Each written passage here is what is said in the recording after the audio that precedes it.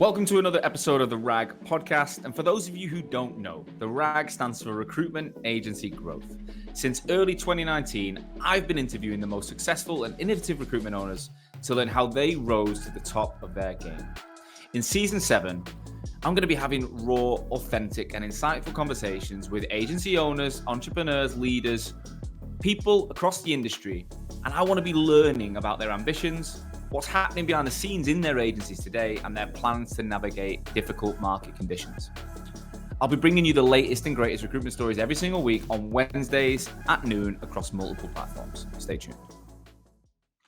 Hello and welcome back to another episode of the RAG podcast. On this week's show, I'm really excited for this one because I did a very different episode this week. I did a collab with my old buddy and colleague, Hishem Azzouz. Hishem and I host two of the most well-known, highly regarded podcasts in our sector. Obviously, The RAG is this show, and he has the Recruitment Mentors podcast. We started them at roughly the same time. We used to record them in the same studio. There was even a plan to co-host Hishem's podcast with me at the beginning, back in 2018. I think we did one episode, and then we changed it up. We worked together. We finished up working together in 2019. We still keep in touch. And we decided after sitting down together at the recent expo that it'd be really cool to do a collaborative episode where we came together to discuss the 5 traits that we see in the most successful recruitment founders. Between us, we've interviewed over 1,000 recruitment leaders. We've met, and I don't know how many people we've met through our sales processes and client processes and everything in between. So I think we're pretty well versed in what makes a strong, successful, happy recruitment leader. So we break down the 5 things in this episode. You'll find that Hishem and I obviously do see the world in a very similar way. We have slightly different views in certain areas, but I think we came to a pretty similar conclusion on what makes people successful. So please take notes. I think you're going to like this one. Without further ado, Sean, Hishem. this is cool. It's weird, but it's great. I'm excited. No, it's nice to, obviously I know you do a lot of I saw obviously you did some face-to-face podcasts in Dubai, right? Missed it a lot. You remember the studio? Yeah, of course. Not the first one, the second one. What's The one in the pillbox. No, I don't think I did podcast in there.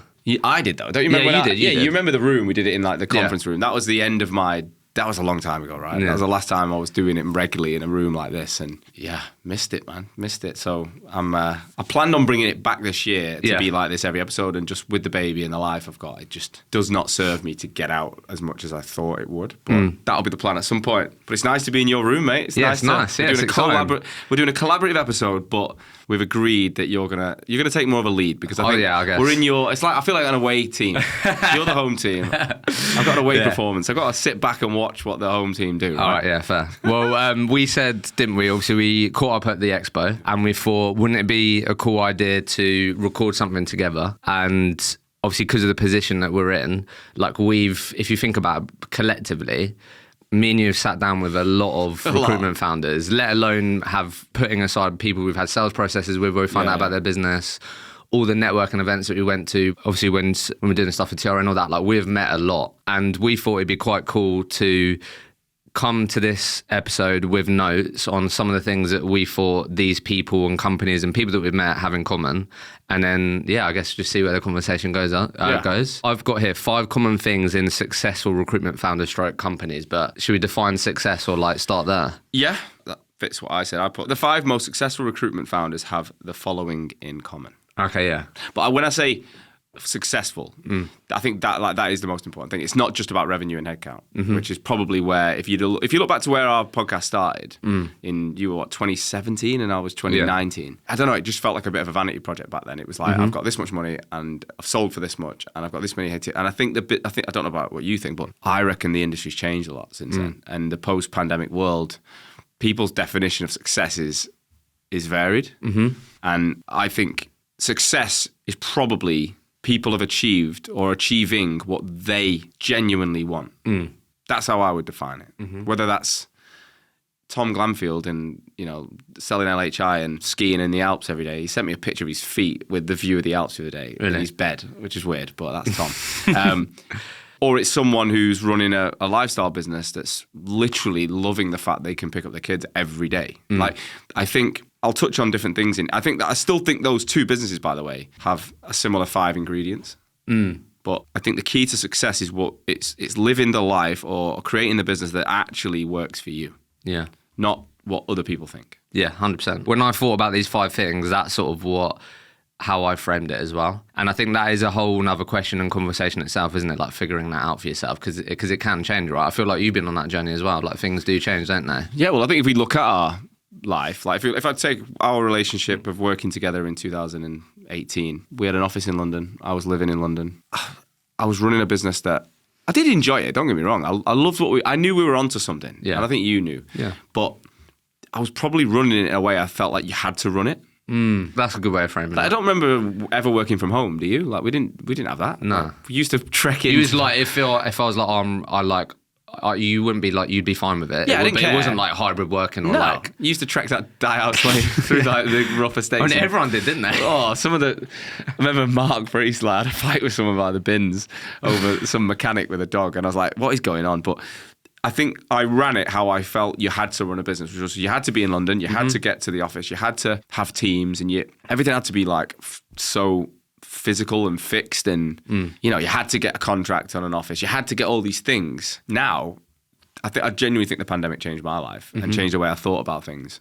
And now the way I've set my life up, there's no doubt I'm happier with it. Yeah, nice. And so the business is serving what I want more than I'm serving what I think the business should be. What about you? How would you describe the Hector journey? Or if I'm honest, I'm always thinking about or trying to make sure that I've got like a clear anchor on like what success looks like. And like for me, I do think it will change over time, but I just like to, I don't know about you, but I like to look at things just within a 12-month window or like at the longest a 24-month window. Like when I'm speaking to Jess about like where do you want to be and where do you want to go, like we talk about this year and next year, because like beyond that so much like anything can change. So I feel like for me with where I am in my life, it's like I want to, with me being in London and stuff, I think I want to really try and capitalize on that, which is why I want to do things like this face to face or have an office and build that culture. But then if I'm honest, probably as I get older, I'll think about it even more globally rather than locally. I think that's like a Daniel Priestley thing. I've been really digging his content again recently, and like he just puts that global versus local. Like if you think of what you just said, it's a lot more local. Is like, well, like, if I look London at my business now, it is truly global. That's what I mean. So today I'm in London because I'm hosting an event.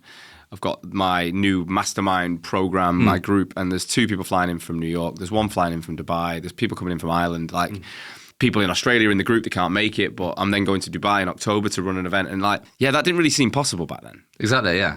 Now it's way more normal, isn't it? Yeah. So I feel like for me, it's just I'm really happy with how things are, but I'm very aware that it like now isn't forever. But yeah, I feel like everyone's on their own journey of figuring out what that success looks like. And I feel like once you've got more clarity on that, which is one of the things that I put on this, is like once you've got more clarity on it, your decision making becomes a lot more easier. Do you know what I mean? Like if you know you want to build more of a remote first business or whatever, then your decision making around that is a lot easier. Whereas trying to figure out, should we do this, should we do that, it's just a lot more harder. Well, that was number 1 on my list. Know what you want to create, because it doesn't matter what it is. There's no right or wrong way, whether you want to have 100 heads or be on your own, whether you want to be in an office, be hybrid. I think it's just knowing that, starting with the end in mind. From your experience, how aware are current founders of that? If I go back to when I started Hoxo and the people I know started around me, I don't think you thought about much more than the first year, right? You didn't really think beyond just making money and not working for somebody else. Do you think it's still the same now? Or do you think people are sitting down and writing more like business plans and thinking about that bigger picture from day one? Probably not. I'd still say not as much as maybe. If I'm honest, I feel like what we're talking about now, business owners probably know they should do it, but it's just hard, isn't it, when you're in like the trenches and you're looking at your cash flow or you haven't done a deal for a while. But I'd probably say there's probably more awareness of it now, and like the story the journey that you've been on, I feel like there's more awareness around different options. And like you said before, if I start my own recruitment business, I'm maybe thinking about, should I get a grad? When should I get a grad in? When should I get him in the office, delivery consultant or whatever? But now when I do speak to founders, I think there's a lot more awareness around it could just be me, but then I could outsource some of the things, and like there's just more options. But I do think my first one as well, to be fair, that's interesting that you put it as well. But I guess to build on what you said, I put number one, they have clarity on who they are, who they want to be, and they own this within their business. So I don't know if you saw this, but I definitely found this in my conversations, which I feel like people probably wouldn't put on LinkedIn, but a lot of companies like pandered to what they thought others wanted them to be. And I feel like when I spoke to founders when things got shit for them, they're some of the first things that they changed, because they're like, hang on a minute, we've sort of lost our identity because we thought we wanted to be the most engaged. We wanted to be known as like all about mental health and all these things. And like they just get wrapped up in all that, and then they lost like what they actually wanted to be. And then these founders look at their business and go, fucking hell, like this isn't the type of business that I want. That was my first one, to be fair. So I feel like the best founders that I've met with or seem to be a lot more happier or overall more successful is that they actually own that and they don't like pander to what other people want. What we do is actually helping and hindering that process. It is, because you know, in a way, we're giving people a view into what all the different avenues available. We're giving them access to people that have done what they want to do.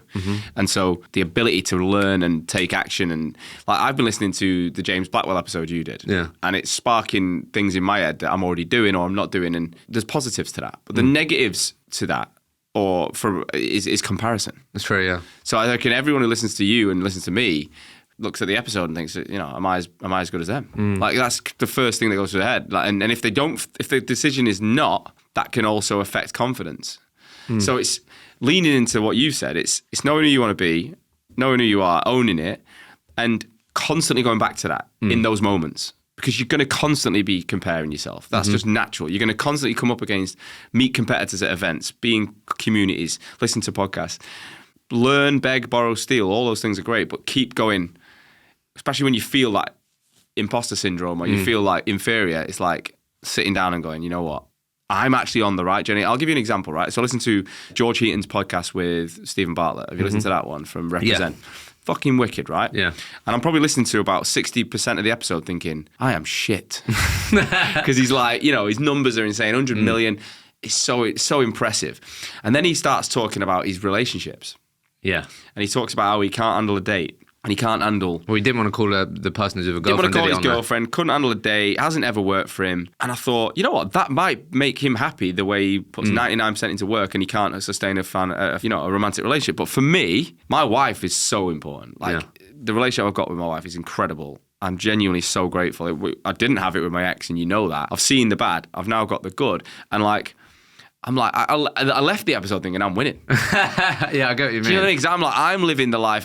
It actually reinforced why I make certain decisions. Like, I'm not coming down to London all the time because this morning I felt it when I left my wife and my daughter and my stepson and stuff. And so know what you want to create. Be prepared that people are going to push you into different directions and people are going to sell you stuff and people are going to inspire you to do things. And that's okay as well. But keep sense checking it back to what you said you want to do.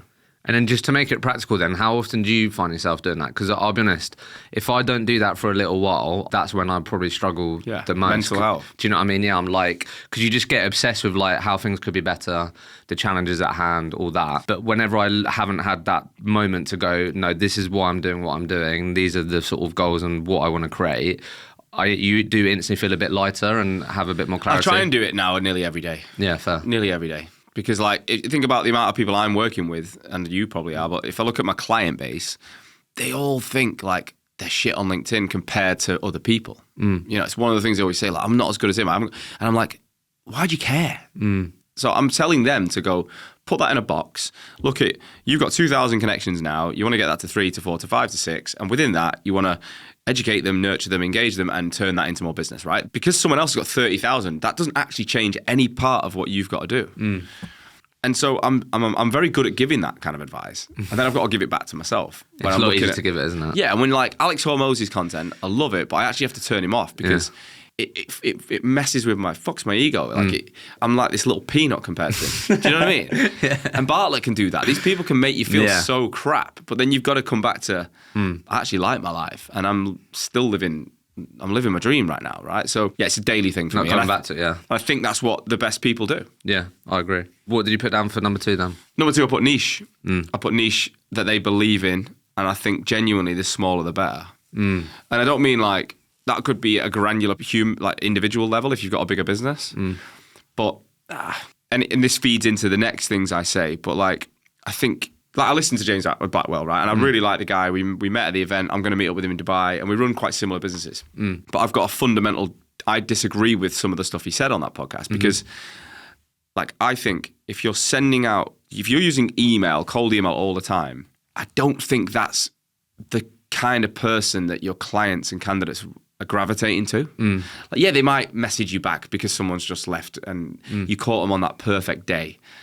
But for the people we're dealing with that are already good at the job, like I'm not working with like rookies who don't know recruitment. I'm working with founders and leaders of businesses where they want to get 10, 15% more, you know, and to get to the point where they're on our podcast, they've probably done pretty well, right? They're not, you know, so I think it's having that focus in a niche that you believe in, that like, it isn't about that one email, that one day.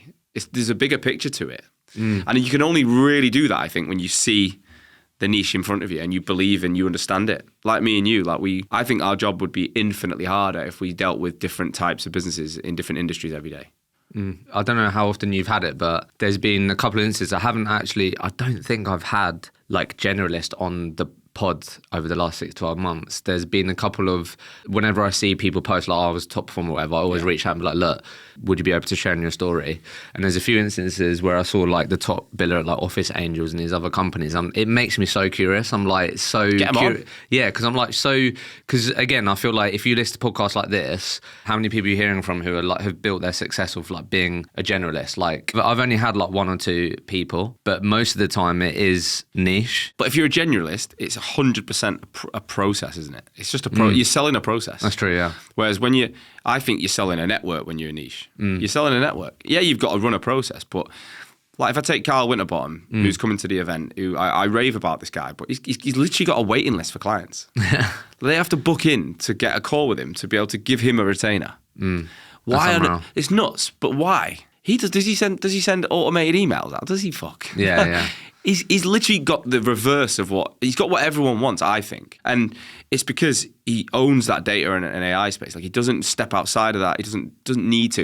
And I think in the early days, and I've seen this, I don't know about you, but someone will be quite niche. They'll start their own business and then they'll just pick up whatever they can pick up. I get it. You're trying to put fees on the board in year 1, but you've got to quickly get back to... It's hard. It's actually hard to say no. Like, yeah, it is like a real thing you have to lean into. But then, if you can't do that on your own, you're not going to be able to do that when you've got teams, and it'll end up being really messy. Whereas if you go, I built my business fundamentally doing this, and I know there's a gap next to me now for this opportunity that I'm not able to service, and I've got someone that's coming into that's how I think the best businesses grow. They strategically know which market someone's going to go into, as opposed to going, well, we're busy, so let's throw another head in and we'll figure it out. They're messy. They're chaotic. I would definitely agree. And I think I would just add, like, as well, the big benefit to that approach as well is just like the longer it goes on, like the more powerful it is. Because if you think of all the people that you connect with and speak to, like one of your biggest assets will be your data. So like if in 5 years' time you're still speaking to the similar type of skill set, you'll have all those people that you spoke to over the last 5 years. Because that's what I always find as well. When I speak to people that have been doing it for a long time and then they set up on their own, like just the great people have just got so good at cultivating that community and the people that they've spoken to. Like I spoke to a founder today in preparation for next week and they've been doing the same market for like 10 years. Like that's so good. That's like to have that long-term commitment. So now the people that were junior are now senior and they bring them in, and like there's just that long tail benefit as well of just like building up all that data and the people that you help along the career journey. Yeah. Do you know what I mean? The next one I put kind of does feed the same though. It's brand and community. Is that fair? So like I think niche, you can be niche, but you can not really think about the brand and the like. If I look at my brother's experience, right? My brother was I think he did testing and dev niche. He didn't go outside of that. Yeah. But he didn't give a fuck about relationships. Like he wasn't like cultivating a brand. He found a job, he filled a job. It was spot business and it was like, it was aggressive. It was fast paced. He was pretty much $1 million biller in Australia. So he was successful, but he couldn't run the business. He struggled when he set up a business and he didn't want it. He'd burnt out really badly from it because it wasn't a fun way of working. So I think once you get your niche, the best businesses then think brand and community. They think putting ourselves into that, like you said, fostering, cultivating. Content on LinkedIn and the things that I promote, you promote, they're just a different vehicle of what used to be an advert in a newspaper or having a round table. It's the same end goal. It's that you're well known in one space, You're moving people within the same space consistently. You're recycling the same people. You're not having to play catch up all the time and start from scratch. I've literally got a few people who've come to me recently and they're like, I've been running on a business for 10 years and I literally every Monday it's brand new. Really? I'm like, That's wild. How the fuck can you do that? Like, that must be draining. And it is. That's why now I'm not touching that from a brand perspective. I'm like, you know, you've got to niche down. If I'm going to work with you, you've got to make a decision and we can go on a journey. But it's that age debate again.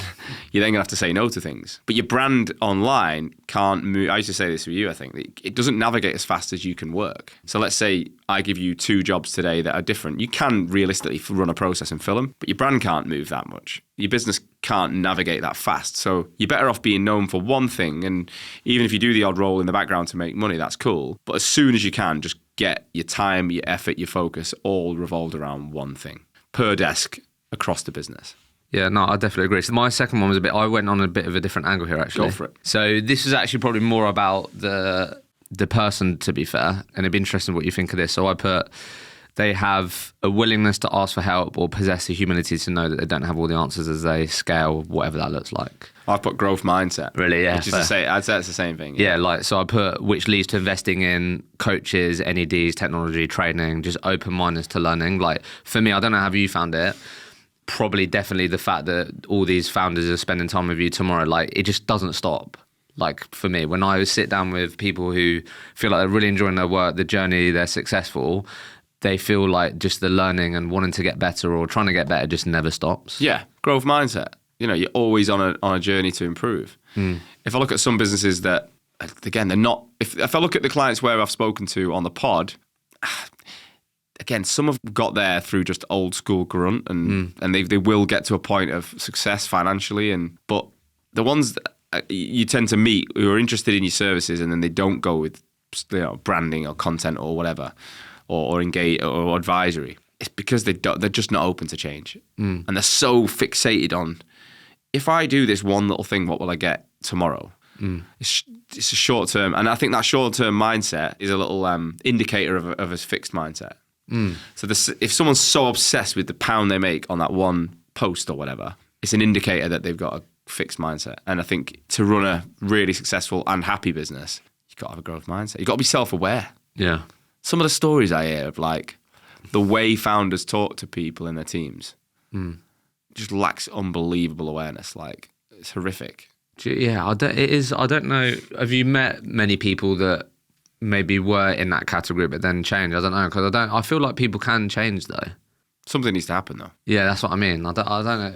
Yeah, I don't know if it's usually like your business is falling apart or someone categorically leaves you and you think, fuck, like, you know, something's got to happen. You know, what do they say?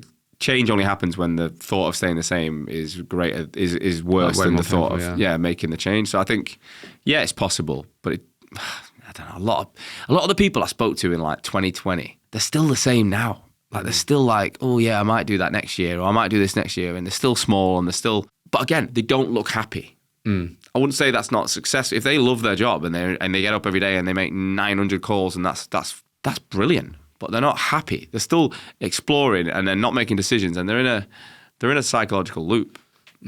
I'll be honest, like, to speak about the branding piece for a second, like, I'm actually like baffled that that's still like a question, if I'm honest. That actually does baffle me. Like, the fact that that's even like, should I, shouldn't I, in today's world, do you know what I mean? I did an interview with the founder of this AI company, MetaView. Right.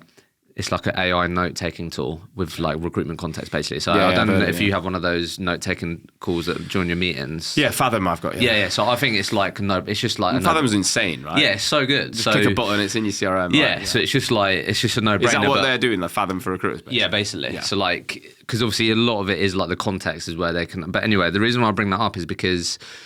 Like, I think he said it in a really good way, is like, if you're a recruiter or recruitment business and your business is just like a thin layer on top of LinkedIn, like, you're going to be really vulnerable. Yeah. Do you know what I mean? So like, I just can't believe that people are still questioning, should I be trying to, build my brand, connect with more people, be on the radar of more people so I can then take them off of LinkedIn, or like, I have more opportunities to connect with people and stuff like that. I just in today's day and age, I just can't believe that's But what it is, it's the people in the businesses aren't like you or me. That's the reality. Like, I actually said it at the expo. I didn't realize how introverted if you look at a recruiter, I kind of thought most of them would be in like the second, like the upper end of an extrovert percentile, but they're not. Like there's so many in a business that just don't want to change. They don't want to learn something new. They don't really want to talk.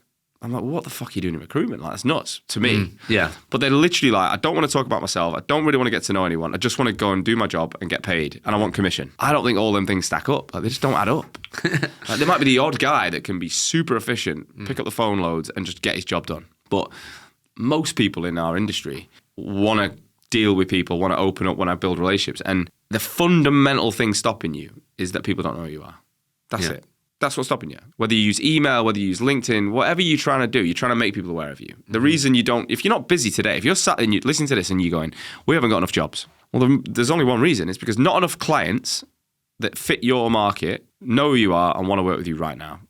Not enough. Because you could look at your client list and go, well, there's not enough jobs in that client list. So you haven't got enough. So you need to have more. You need to have a better handle on the amount of clients you've got, the amount of roles that are coming out, and the relationships you've got. Like, you have to focus on that. Equally, like the candidate relationships you're building. But candidates come to you when they know who you are. They respond to your emails when they know who you are. Clients want to have a coffee with you when they know who you are. Of course, you've got to do things to get them to know who you are. But that's the bit that people only see one way. You just ring them, don't you? You just send a message. Yeah. I find it wild. It's nuts. If I'm honest. I think we are so far the other way in terms of growth mindset and, meeting all these cool people, trying to create things. Like, look at your business, my business. They're literally an idea that we've took to reality. We haven't gone and worked for someone and then gone, I'll take that and do it again. We've gone, this doesn't exist. We fancy creating it. That takes a stupid amount of faith. and some people think we're mental. Yeah. I do think though, like as time goes on, it will be a non-negotiable that you have to have like a multi-channel approach personally. Yeah. Like, of course, the thing that helps us as well is like we've got stacks of evidence of like the things that you're talking about just plays out. Yeah. So like for me, I just feel like when it comes to like being a great recruiter, it isn't like I either do this or that. It's like it's like a bunch of things, right? Just curious then on the second point, just on your own journey, your own business journey, is there anything like recently or over the last 6 or so months where you've either invested in or you're like, I don't know, you've like having the moment where like, you know what, maybe we could do that differently. Just talking about that growth mindset. Is there anything recently for you that stands out when thinking about that? I think there's probably, Fathom was a big one. There's literally a huge one. I think with me, one of the things I was going to talk about as the next one is being able to delegate and being able to know which things you should spend your time doing. I think the best founders do that really well. And I think I can be guilty of struggling with that. Like, I'm still editing the odd video myself and stuff like that I don't need to do. But there's times where like I really get stuck in routines, and I'm good at routines. Like, I actually think if I look at my success, which I've had to date, it's not about being the best at anything. I'm just fucking consistent. Like, I'll knock out a show every week. I'll knock out a post every single day. I'll knock out a webinar every single month. I do my boot camp every single 8 weeks. Like, it's so consistent. I don't waver. There's no negotiation. I am there, right? I don't have sick days. I don't miss things. And I think that's got me where I am. But that doesn't mean you can't look at each of them and think, well, do I still need to do that? And I think I've held on to things a bit too long. And so right now I'm kind of really, really analysing, and over the last couple of months, I'm really analysing what I should be doing and not. And it's fucking mental. Some of the things I've gone. I'm on a similar journey, to be fair. I bet. If I'm honest, it goes into one of my points on here, but I would say that for me, that's one of my big things over the last 6 months is that it is so hard. I was speaking to Jess about this yesterday. Like, it's so hard to, like, the best founders definitely prioritise the right things. Yeah. But it's so hard. It is hard to do. Yeah. You're constantly making different lists and deleting them and writing again and drawing mind maps and talking to people. And I said on a video the other day, like, no business is ever fixed. Like, never ever imagine that like Hormozy's got it figured out, or Joe Rogan or Stephen Bartlett. Have they fucked? Like, they're more successful. They've made their money. Great. But if I look at all the founders I deal with and all the people that've been on my podcast, they've got mega problems. Mega. There's always loads of things broken that they're trying to fix. Now, the best founders can tell a story that makes it sound perfect. And we're all good at it, right? So that is another thing that I see as one of the most successful founders. They can convey a story. They can convey a story that gets others to jump on board, whether that's team, mates, clients, or candidates, or all of them. they're usually the most charismatic, really good communicators. You know, they don't need to use. I just think they're really good communicators, and I think that's something that is so powerful. Yeah.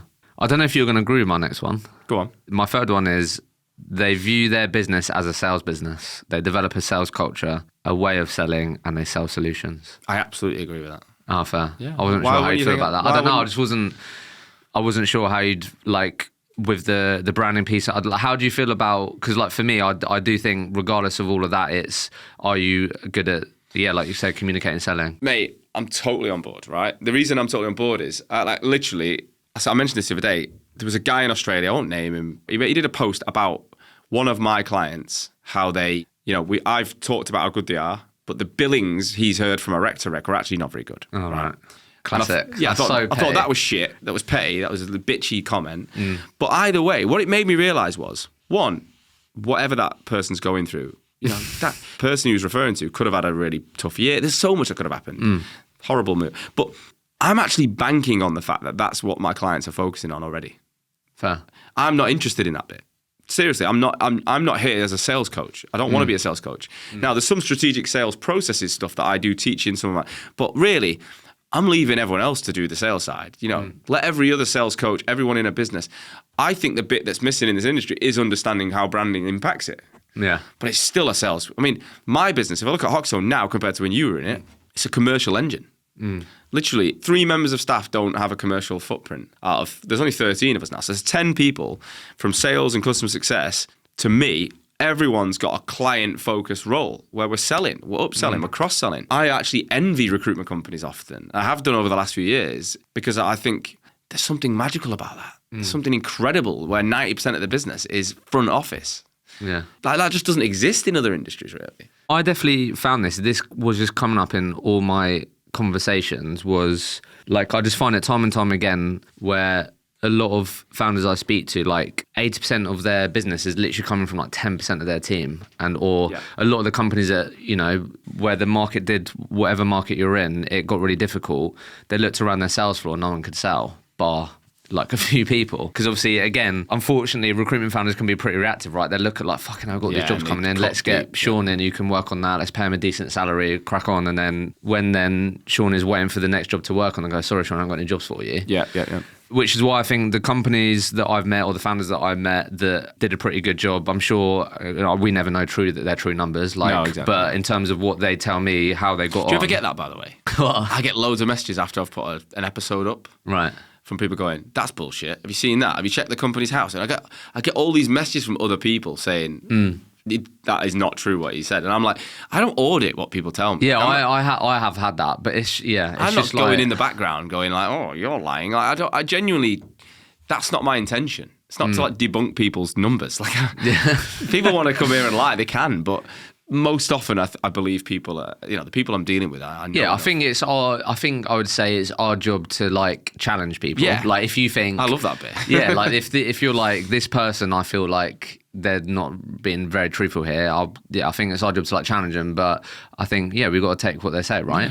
But I think the founders that I've met would describe their business as a sales business. And I do feel like when things were really fucking busy, that got lost. I felt like a bit. So what you're saying is, does that lean into more of a 360 model or not? Not necessarily. Just it could. Like I would just say, I just feel like the founders of successful companies, they would have spent time really trying to think about or develop like a way of selling, or like that's important and that's high on like this is what we need to make sure that we have. And I don't think every business has that. But if you think about like, the problem we've faced is that they.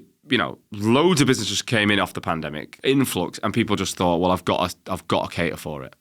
I don't remember a time in my history in the industry where that happened so quick and ended so quick. So it was a really steep curve that way and that way. So I think people need to learn from that. That if you're going to create more of a 180 or 120 model, whatever the hell people call it these days, where you've got a BD person, and you might even have an account manager and a delivery consultant. You might have that 3 or 50-50. If this person is 100% reliant on this, you've got a problem. Yeah. Whereas if you've mapped out that this person's job is not just to fill a mandate. There's a sales job. There's an account management job. Because if you think about it, if this person's bringing logos in and their job is to manage a portfolio of logos and get the most out of that client, you've got, that's a sales job. Yeah. It's a fucking sales job. Yeah. And there's always business. There's always stuff to work on. And if that person is working their absolute balls off, developing, and they've got every relationship and the market is that tight, you'd expect, obviously not in every business, but that some founders would take a risk on holding on to that person because they'd have enough knowledge to say, this is genuinely a pinch point. The clients are saying, hold off, this is a couple of months away and we're back. Whereas when you've got a delivery person who sits there ringing candidates all day and doesn't have any clue what's going on in the clients, they're absolutely disposable. But I think that's also part of the model that people need to accept. I'm interrupting today's episode to give you a message from our brand new sponsor. Now, this company are called Untapped, and everyone knows that Hoxo, through this podcast, I've explained that we've built our team internationally, heavily in South Africa, okay? And I get questions all the time from clients and people who listen to the show, like, how have you done it? What was the process, etc. Well, I've partnered with a business that can ultimately reveal it all, share it all, and help you do the same, right? Because look, it's been a tricky year for the sector, and many of people through uncertain times have had to streamline operations. However, accessing low-cost resources internationally has proven to be a bit of a cheat code for some people, including Hoxo. But anyone who's tried it, like us, it's very difficult, a lot of work, process to get it right. So this company, Untapped, are one of the hottest companies in the market. They've helped Hoxo, they're helping our clients. And they specifically look at companies in the UK, US, Middle East, and Australia transition to using remote individuals and building full offshore sourcing and recruitment solutions. So they source talent pools from places like South Africa and the Philippines. And we're talking about experienced talent here. We're not talking about graduates with no experience. This is like people with 3 to 5 years recruitment experience, and integrate them into your UK team, okay? So they work remotely, but plug into your UK team. They put around 3,000 candidates per month through an intense 4-stage interview and online testing process to find the top 1% or 30 people and secure these people for work with recruitment agencies like yourself. All candidates are benchmarked against UK competency frameworks and the way in which you would hire in the UK. So we're not talking about cheap for the sake of being cheap. We're talking about international, experienced people just living in lower cost locations. So it's a really simple process. If you want to work with these guys, you pay a deposit to kick off their search. They then provide a candidate shortlist in 14 days. And then you can put people through your own process to hire them permanently, or there's a freelance option. So if you just want to try before you buy, they can employ them. You pay a daily rate and it's a freelance option. Untapped are totally transparent with all the salaries and fees. But we're talking about, you'll still pay about 70% less than a UK equivalent in that role. So it's a no-brainer to complement your existing team, to handle surplus demand and ease cost pressures. If you're not using this to rip up your business and rebuild it with global resources, then you're probably going to fall behind eventually. So due to demand and capacity, they're only operating on a waiting list right now. So if you want to be part of their waiting list, go to www.tryuntapped.com. Okay, www.tryuntapped.com and check out their information. Make sure you say that you listen to the RAG podcast, because they'll do you a very special deal as well. Right, go and check them out. Back to the show. I used to work for a company, I worked for Venquist, and Steve Garner was my boss, and he was an incredible mind. He's a bit like Jose Mourinho. That's how I'd describe him. He used to sit in his chair and just play musical fucking... He used to drop little bombs and wind us up, and he was always playing mind games with you. But he was so clever, and I learned so much from him, and I enjoyed working for him. But anyway, he used to talk about, because I used to say how many people do we have to hire here for this for people to stick? And he was like, we aim to make every single person stick, right? We give everyone, we used to have a really strict psychometric test on the way in, and we used to let people. We'd reject them if there was something called a yielder, which was like an indicator that they would, when people said no, they'd back off. If anyone got a red on a yielder, regardless of how much we liked them, we would not allow them in. If anyone had worked in the recruitment and left recruitment and wanted to come back, we would not allow them in. We had rules and we were strict on it. But I'd still say we had no better, 12 weeks really in depth, we had no better strike rate than 3 out of 10. And he was like, I'm okay with it. And I was like, what do you mean? He's like, well, that's the ratio. We'll live with the ratio. If we can get it to 4, great. But if we know we need 3, if we know we need to get 10 to get 3 great people, then that's what we need to do. And he thought it through. He understood it and he was comfortable with it. And I think it goes back to the 3 and 2 in the office, or the do I hire internally, do I hire remotely? It's all the same stuff. It's being comfortable with the decision and going with it for a sustained period of time. The businesses that fail are just they're like that. They're just chop change, start, stop. Everything's chaotic. They don't commit to anything. You're in basically a constant state of fight or flight in that way. And oh God, it sounds. I would not want to work in that kind of business. How do you think about, because what I put under this as well, because I'm sure this has come up in your conversations, I've put they've productized their service or haven't got complacent with doing recruitment one way. Because I that also does baffle me as well when I speak to founders or even recruiters, and it is very easy just to work in a certain way, isn't it? But I think if you are really thinking about sales, how can we be better, whatever, you do end up thinking about how do we package up our offers and our services. How do you feel about that? Obviously, contingent I don't think is ever going to die or anything, but I am surprised to still speak to so many people that it's 80% contingent, 20% exclusive or whatever. And I do think, for me, a lot of the successful companies have productized their service. It isn't just, Sean, if we work together, it's just this one way. Yeah. Do you know what I mean? Yeah. I think there's a danger in doing too many different things, and you go back to losing what got you where you were. But I agree. The best businesses are thinking, how do we wrap up customers? How do we create solutions? How do we create retainers? How do we create upfront payments, monthly recurring revenues? So again, it goes back to that growth mindset, doesn't it? That's what I mean. It's the same thing. It's the same. Everything we're touching is touching the same thing. So if you go back where you know what you want from the business, you know which niche you want to serve, and you own that community and brand, you're aware enough to delegate and bring the right people around you, and then you're always thinking about improvements, and as a result of that, you're clever ways of selling to that customer base, and you make it a sales-driven organization. I think that's kind of stacking them all together, right? I can think of so many businesses like that, and loads that aren't. And I think back to what we were saying earlier, one of the, if you're a founder and you're listening to this, I think one of the coolest things about being in that seat is you can have an idea and try it on Monday. I think you can really take this to when you're thinking about the problems that your clients have. We started working with a company recently where they had a shit year last year. The founder took a step back, right, what do we need to do better? They realized they were working with clients that weren't committed, and they really thought about what are the common problems that these companies have that we work with. And then they've basically thought of different solutions to the issue. So when they work with a company in a certain way, they'll do video job specs, they'll do these other things. And if you have any ideas around, that's the 5th hiring manager who said they struggle with this, or their reputation isn't as good, it should be online or whatever, that's absolutely something that you can take action on. If you have an idea around how you could potentially add something to your service, experiment with it, or ask a couple of people and then go from there. I think that is one of the coolest things. When you have your own business, you can try different things. Fail fast and... Yeah, do you know what I mean? The only thing I would say is, and I've been guilty of this, is as a founder, you can see the future that fast. You just can. You hear something, you imagine the difference, you could implement it tomorrow and it would feel okay. But for your staff, that's frightening. Yeah, true. I can be the biggest problem in Hoxo because I'm we're doing this. This is the way we're doing it. This is brilliant. and people are fucking hell, that was something different 2 minutes ago.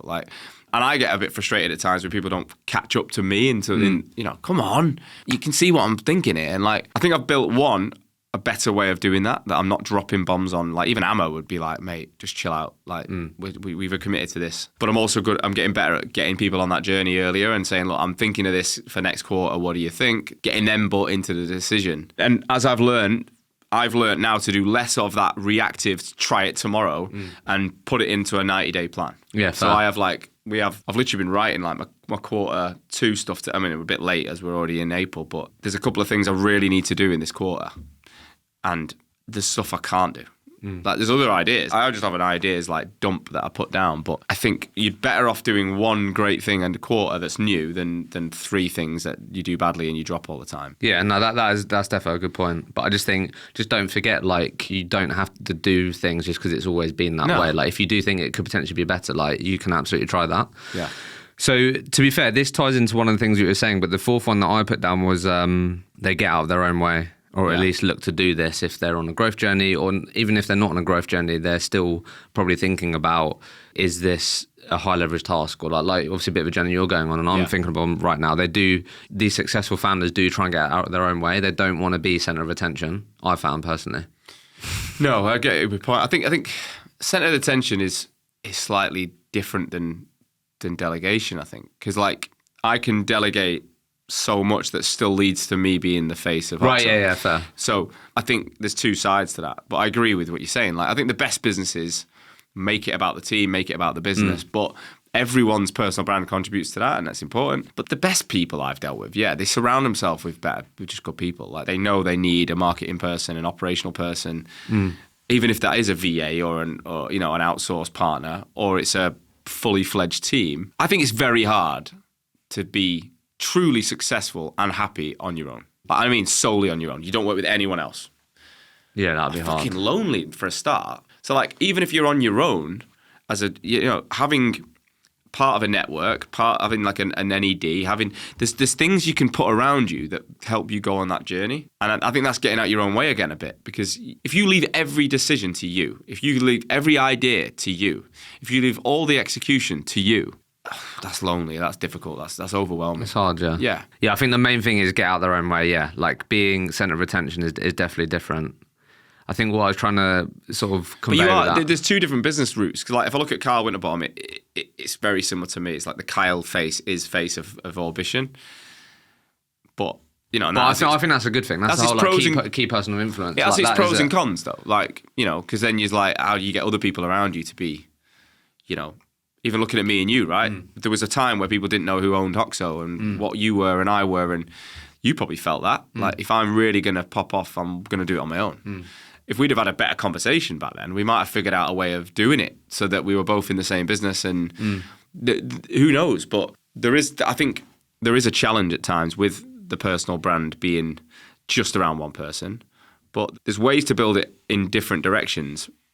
Again, it comes down to having a plan of what you want. I think because again, I literally went to an event recently with a friend, and it was like Daniel Priestley and Ali Abdaal. If everyone consumes his content on YouTube, have seen it, but obviously his whole like key person influence thing, like obviously the classic examples are like the Richard Branson, all these things. But I do think I actually really, sometimes you can hear people say the things that you're saying around like, oh, I don't want to be the face of the brand and these types of things. But actually, if you are a key person of influence, the way that Dan said it on some content recently was just like, you're, as a key person of influence, you shine the light on other people. Yeah. It's not about having the light shined on you. So if you are this huge brand, and we're talking about, building a brand, these things, if you're a successful founder, you would have got out your way in the sense of like, if I might really buy into Sean and what you're saying, but then when I start working with your business, you'll have exceptional people. Yeah. Do you know what I mean? That's what I think now. I'd say when you come and work with Hoxo, the standard doesn't drop. Like years ago, I think me and you on the front, and there was teams in the back,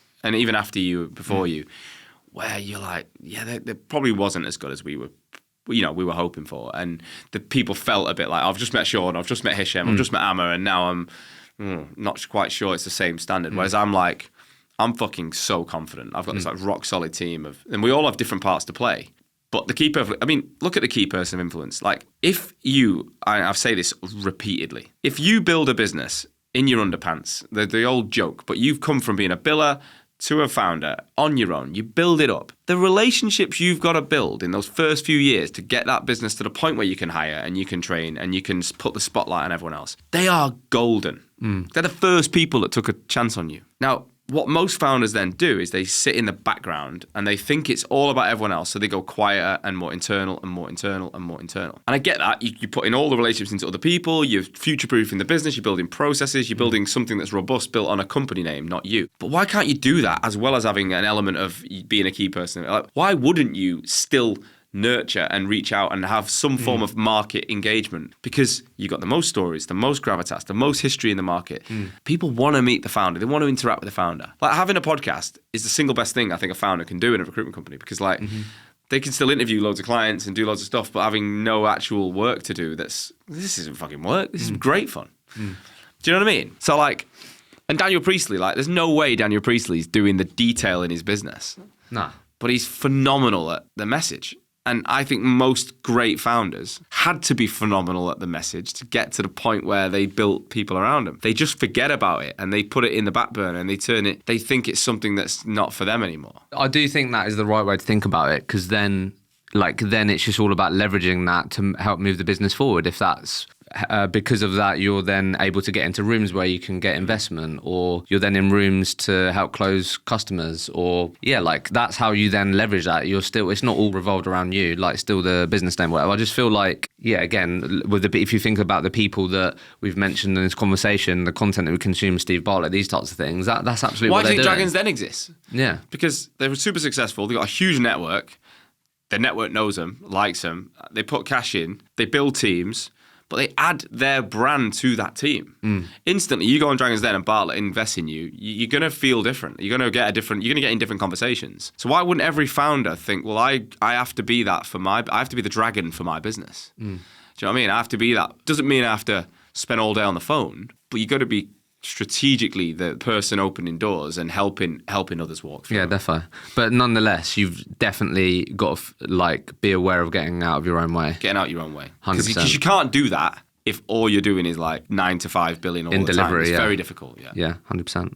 So this is my fifth one. I don't know what you put as a final point, but again, this is a bit more around the personal, so I don't know what you think about this. So I put, for me personally, the founders that seem the happiest, energized and excited are those that put their health very high up on their values and are often in good shape. That's just me being really truthful. Just a bit where I get my abs out. There's just plenty of people, whatever that means, but there's plenty of people, that are successful that aren't that. But for me, I feel like whenever I sit down with people, meet people who are energized at, we're talking about being successful. Yeah. If you're really trying to work on your health, downstream from that is better relationships, either with yourself, with other people, with your partner, whatever. And then you show up better for work. So for me, I just feel like that's just the truth. For me. Yeah. I think it's a bold statement, but you're right. I think the days gone by, there are successful founders that booze all the time and ate crap and cheated on their wives or husbands and did all these things and still built a successful what the industry would recognize as successful. But if we're looking at what we believe is success and what most of our generation now running businesses, it's a circle, it's a proper flywheel. Like I said, if I look at my life now, my health is number one. I've stopped drinking this year. I'm not drinking in 2024. I go to the gym consistently. I walk consistently. I eat better. I feel like I've got a really rock solid routine. I'm in better shape. I feel different person than I did a year ago. It's 6 months ago. That's then leading to I'm having a better relationship with my wife. She's not drinking either. That's since the baby. We had postnatal anxiety and we both said, look, there's no booze for a bit, and it's been amazing. But we're now having I said to her the other day, everyone thinks intimacy is sex or whatever. We're having more quality conversations than we've ever had. And from an I'm not going to go into the details of my sex life, but from an intimacy perspective, when you've had a baby 6 months ago, you're not like you were perhaps when you first met, right? Let's just say that. But from a traditional standpoint. But if I look at the intimacy in my relationship and the way we speak and the depth to the conversation. You feel like more connected than ever. Another level, mate. Yeah. And again, I keep saying to my wife, that booze has been a different game here. Last night, right, I come to London. My stepson is 9 years old. I would say he's been my most difficult relationship in my house for the last 2 years, right? I've lived with him for nearly 3 years and I love the kid, but we've battled. We've been fucking, there's friction all the time. And I've always thought I'm not his dad and he's jealous of me because I'm with his mum. And I love him and we have a good relationship, but it's a bit like love-hate. Last 3 months, it's been incredible. And I mean it, he was crying his eyes out last night in bed and I was nearly welling up and he's like, I don't want you to go. And I'm like... What, because... Because I'm walking in every day with a miles better mind. And I'm so much calmer. And I'm walking into situations where I would have been straight away on him. And I'm like, why am I going straight on him? Let's watch. Just watch. All right, he's put butter all over the side. But I would have been like, what are you doing? I had these expectations of these 9 and 10-year-olds to be adults, and they're not. And I'm actually finding things funny now. I'm like, do you want to butter the fucking fridge as well? But I'm throwing that line at him, and he's cracking up. And I've just disarmed him, and I'm like, mate, could we clean this up together? And he's like, yeah. So anyway, look at my health, my relationships at home, business. I reckon I've operated 10 to 15% better this year, without a doubt. If I look at the numbers we're doing, if I look at the products we're introducing, the changes we're making, at the speed we're making, I've not had a single day where I've gone, oh, I don't feel it. I mean it. I went out, this is a long one. I went to Peru and New York last year in the summer, got back. I did 6 overnight flights in a week with a 6-month pregnant wife, 2 kids under the age of 10. New York, Peru, back to New York, 6 overnight flights because we flew overnight to New York, overnight to Lima, then Cusco, and then back. It was nuts. So 6 flights, 4 overnight. Anyway, I then land in London, barely slept. She then has to drive the car to Sheffield, and I go straight to the cricket for a day at the cricket with England and Pakistan or something. I don't even like cricket, but I just went with the lads drank all day. You drank all day? All day. Yeah. And I remember waking up the next morning in a hotel in Waterloo where Amma was, we went for breakfast. I swear I felt like shutting Hoxo down. Yeah. I'm not even joking. Like, I was like, I can't face it. And there was not even anything majorly wrong. After all that week as well, though. I was just like, Amma, I'm not in this. I don't fancy it. It's like, what are you on about? I'm like, I just can't face like anything that's coming right now. And I'm like, fuck. And we had some redundancies coming up, and I was like, I'm going to fucking make myself redundant. Now I joke, but I'm like, this year, I'm like, it's nuts. Like, I feel like it's nuts how different every situation is. So, not making it all about me, but like, if I look at the best people I'm dealing with, I went to the expo. Most people are like, I'm not saying they're all sober, but they're really conscious of what they eat and drink. Like, they're conscious of their training. They're conscious of, like, they're just, like, it's a proper flywheel. Yeah, flywheel is a good way to think about it. And you've got your health, your wealth, your relationships, your business. They've all got a part to play. If you've got no family or relationships, like that George Heaton, he also said his brother was like his best mate. He was like, so like that's his relationship, right? So he's got something in his life. For me, I've actually mapped it out. I've written it down and gone, right, this is what I want from my health. This is what I want from my wife and kids. This is what I want from financial. This is what I want from Hoxo. Then I've put a fun thing in there. So I've actually thought about my travel. I know I'm going to Dubai at the end of May. I know I'm going to Peru again in the summer. I know I'm going to Turkey in October. I haven't booked them, but I know where I'm going. I'm going to Marrakesh on Friday for a 4-day. Like, why not? Like, so I know another guy who runs a business. He said, I've not been on holiday since I set the company up 6 years ago. His kids have not been outside the country since he set his business up. Yeah, that's wild. And he's not saying because he wants that, but that's what he felt he needed to do when you're an entrepreneur. And I'm like, I don't think you do. And I think the best people are like Leo Harrit. Do you know Leo? Do you know from Chapter 2? Yeah, I remember him. You look at his Instagram, mate. I think he's in Barbados right now. Like, the guy is always away. I'm like, how the hell does he run? His business is flying because he's got everything on our list. Everything on our list is locked in, and he's able to go and enjoy, and he's not waiting for a payday when he's 60 and he's bloated. He's doing it now.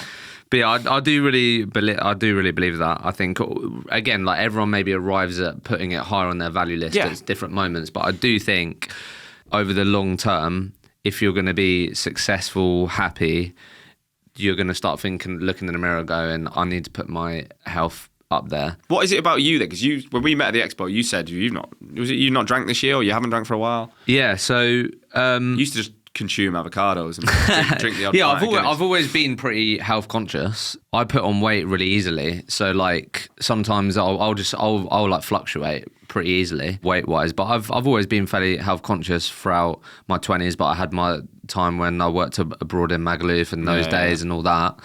I've had my fair share of sessions, but I guess leading up to being 30, I turned 31 this year in March.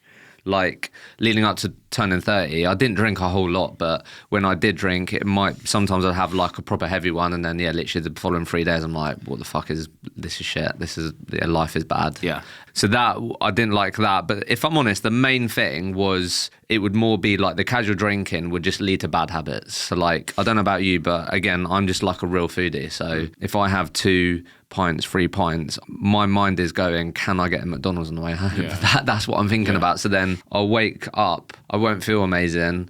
I know I've eaten a McDonald's, I'm like, you can taste it. And I'm just like, I just feel shit about myself. So, and when you are the founder of a business and you've got so much responsibility. Yeah, exactly. So for me, it was just like, I just like the idea of not drinking once turning 30, and it just didn't match up with like the type of person that I wanted to be or the habits that I wanted to be. And then, if I'm honest, it's been a bit more of a switch for me rather than like I've counted every day and these things. But I don't know, it's just been a bit of a switch. And for me, it's more that I just don't have any days where I wake up like that you described. Yeah. Like I haven't had in those days for a year. Do you know many, I mean, we're not naming them, but do you know many recruitment owners that you would say are still in that, they're doing really well in their growth, but they're still like boozing, tanking. They kind of like, they're burning the candle at both ends. Do you still see as much of that?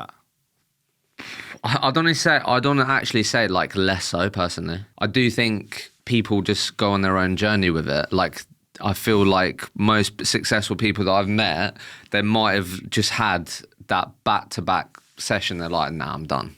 So I do think, if I think of like the last number of people that I sat down with, founders, like, yeah, probably less so, if I'm honest. Well, I've got 20 people coming to this event, and I think 50% of them, because I told them all, like, I'm not going to be drinking, but you know, I'll be taking you out for dinner and whatever. And they were like, yeah, I don't drink, or I'm not drinking at the moment, or you know, it's like, it was like a normal thing. Whereas I'm going on a stag in May to Lisbon with 40 lads from Manchester who I grew up with, and I've still not told them I'm not going to be drinking. And I'm like, how's that going to go down? Like, I don't even know. They probably, if any of them listens to my shit, I don't think they do, but if they do, we'll deal with it when we get there. But I do think it's up there for sure. What was your fifth one? Or did you touch on I put a personal balance, personal and work and life balance that works for them, like a conscious balance that works for them, which I think... So you're talking about the exercise you sort of did for yourself, Being aware of it. Yeah, aware. I think awareness is key to it all. And I think... I listen to a lot of Andy Ramage's stuff at the minute. Do you know him? The 1 year no beer guy. He was on that Rangan Chatterjee podcast last week, and he does a lot in the alcohol-free space. And he says it's like when you're drinking, you're in the jar, and you have to get out the jar to see what's on the label. That's a good way of And when you read the label, you're like, fuck. And like, I genuinely feel like, not just with booze, but in general, in like all areas of my life, like awareness is reading the label. Do you know what I mean? It's like picking up something that you just go, I'm going to drink that, I'm just going to eat that. If you read the label, you might make a different decision, but you need to be aware enough to read the label. And that can be pretty, as a metaphor for every part of your life. Questioning, do I really need to do this? Should I do this? What benefits is going to give to me, going to give to the business? I think awareness is key. Yeah. And most of the best people have it in abundance, I think. Again, I feel like if you maybe not as self-aware right now, you can absolutely get there, right? And you can be on a bit of a journey with that. What do you think, though, about... So I definitely agree with that, but at the same time, what helps me is sometimes thinking about just like being in like periods. So like there will be periods where I'm like, I'll speak to Jess or whatever and make sure we're on the same page of like, right, this month or this quarter, I'm definitely going to have to put some extra hours in. Like it's what like... is needed from me or what I feel like I need to do. These are the reasons why. But then making sure, being aware of that, so communicating that, but then also being aware like, okay, well, so because of that, I'm going to have a bit more later nights, but then when we have this time together, we do that, like, it's our time and like that's got to be protected. Like we've got to talk about that. But how do you feel about, there's an interest in communication about working hard now, I feel like. It is often, people do shit on that, I think. It's like, if you say, oh, I'm working really hard or I'm grinding it out. Alex Elliott does a lot of content about that, doesn't he? Like, I feel like it's like it's got weight to it now, almost. Well, you could say that there's an element of the work-life balance thing is so far one way that it's demonized just going for your goals and working like a lunatic. But I think it all comes down to what you want. Like you're only going to work that hard if you've got a strong enough why. Like you do. Like you if you've got a real why to make a certain amount of money, like you're gonna have to put the effort in. You have to like I know, like say this week with this event coming up, I've been working long days, and I said to Lauren, like, I'm going to Marrakesh with her on Friday afternoon, and my phone's off till Monday night when I get back. Like, I'm not going to be on it at all. I've told the team I'm not speaking to anyone. But she's had to deal with me probably being mentally a bit vacant this week. But again, I would have probably gone through a period in the past where I'd not mentioned it, right, and I'd just done it, and then expecting like... then there's an issue. And I think... Yeah, I was bad at that. Again, one on top of the 5, which again comes back to the awareness, but it's like the level of rigor that really good business owners put into their business. Why don't you just put that into different parts of your life? Like you sit down every week and you have a management meeting and you talk about risks and issues and goals and targets, and your aim is to get all the shit out on the table so that there's no surprises, right? Yeah, I asked this on my podcast a lot. Do you have that with your wife? And the amount of people go, nope. You know, and the odd one says, yeah, I do have a really clear line of communication. I think that, again, it's, do you have that same level of dialogue with yourself when it comes to your fitness goals? And like, do you plan it out? Do you talk about it? Do you have a coach? You know, I've my alcohol-free journey, I've got someone, Keith, who I speak to, and I meet him every single week, and he's a mate, and I'm giving him advice on his business, he's giving me advice in that, and it's, without him, I wouldn't be where I am. I've not got a PT, I've had one. I've actually had an online coach that I've been working with, and I think it takes awareness and conscious effort to know what matters to you and what you need to do to get to it. And when you're 25 and single, living in Clapham, you can work 12-hour days.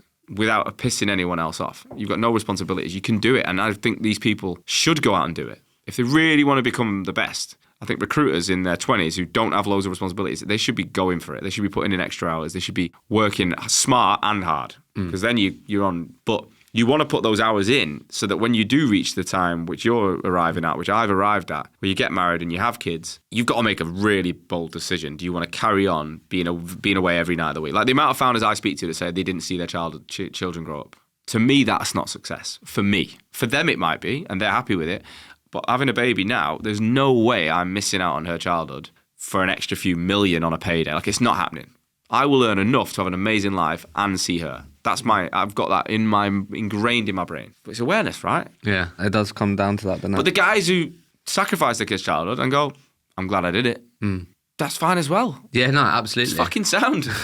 Like, why do we have to tell people not to do things? Like, I think awareness, it comes back to everything is awareness. I think that's the number one area that we think all the best people we've come across have got really good self-awareness. They know their weaknesses, they know their strengths, and they take action and move forward.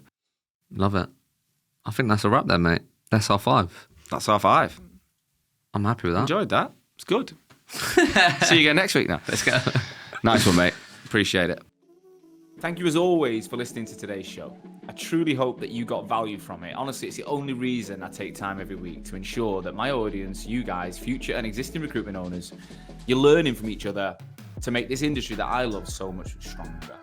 And today's episode is brought to you by my business, Hoxo. I'm the CEO and founder, and we're on a mission to help brand recruitment agencies and their people better. I want to help people have the tools to stand out in the most competitive markets in the world. We're currently working with over 350 recruitment agencies and 5,000 of their consultants right now, helping them to build their personal brands, to consistently win more business, attract talent, and just become that go-to recruiter in the market. Now, we do have a huge coaching program, but a lot of people don't know we also manage the brands of a lot of founders, and we can do the rebrand of that company organizational piece as well. So if your recruitment agency either needs help to look and sound exactly how you want it to, or your leadership and consultant level need to get out there and drive more traffic back to that website, to the business, and start using LinkedIn to generate more revenue, then you should definitely be reaching out to us. If that sounds of interest, please do visit www.hoxomedia.com or drop me, Sean, a personal message on LinkedIn. I love hearing from RAG listeners. I would love to talk to you. Look forward to it. So I'll see you again next week with another episode. Catch you soon.